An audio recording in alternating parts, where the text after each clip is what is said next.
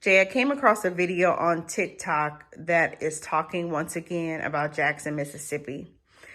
And the topic of conversation is that there is a proposed law on the books that is reminiscent of Jim Crow era, where there are going to be white elected officials that are going to be appointing judges in the predominantly black city of Jackson. And one of the things that the young lady said in the TikTok video was that this is an opportunity for gangs to show up and not just be a force of destruction, but to show up and be a force of protection. What do you think about that?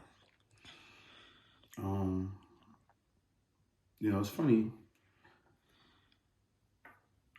It's sad that they are doing that when it comes to the laws. It just shows you how much we're not paying attention.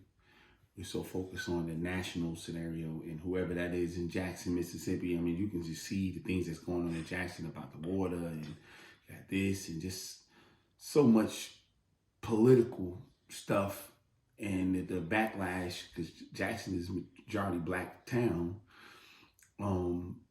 We can't be involved as much as we say we are, we think we are, like in what's going on politically, to know that these things are happening. And it's very serious that we get involved in the political process locally.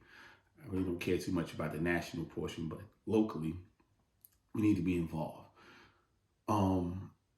Moving down to the gangs, I felt that way too at a point, but then I spoke to a gang member in reference to that.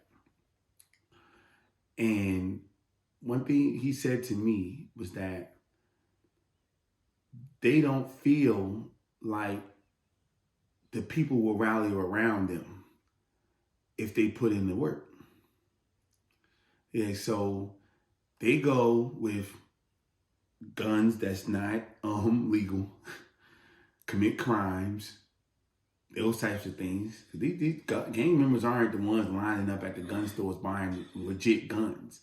They're procuring their guns in different manners, unless I know anything different. But, I don't see criminals wanting to go buy guns from the store. They may steal them from the store, but go buy a gun from the store that can be traced back to you. And, you got to put your name on there, credit card slips, all that other stuff. So they're procuring illegal firearms to do their crimes. So they're going to use those to protect the community. And then they go to jail and everybody else just sit down and don't produce no bail money, don't support them, don't represent them in court. They don't do anything like that. I had to think about that and I had to take that at face value. So when you got to be careful. It's easy to say, go get the gang members to go and protect the people. It's some validity to that, very little.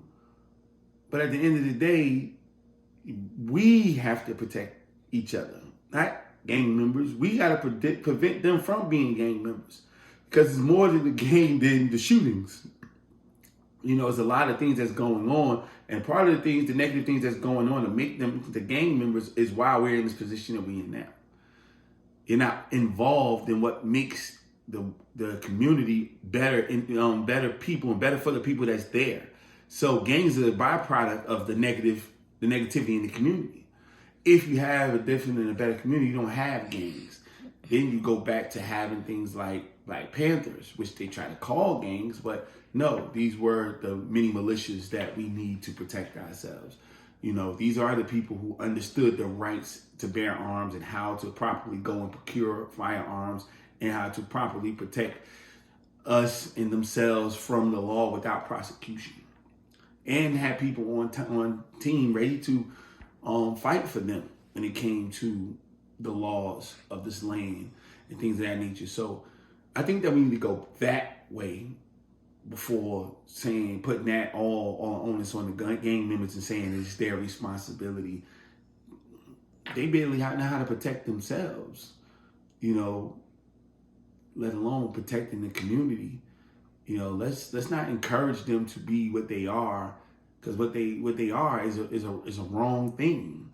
Now, from what I hear, some of the gangs were created for good reasons, but we can all say that they no longer exist in those gangs. Whatever was happening 40, 50 years ago when they created them, it's not happening now.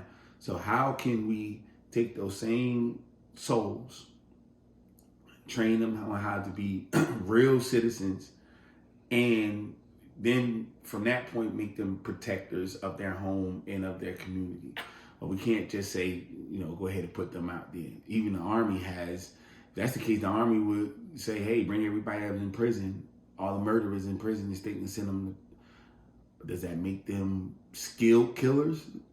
Does that make them people that you want to bring back into society after they done, exercise the demon of killing, hundreds of people? It's a lot more psychological, things you have to think about before we just make those bold statements. And I want us to start doing that.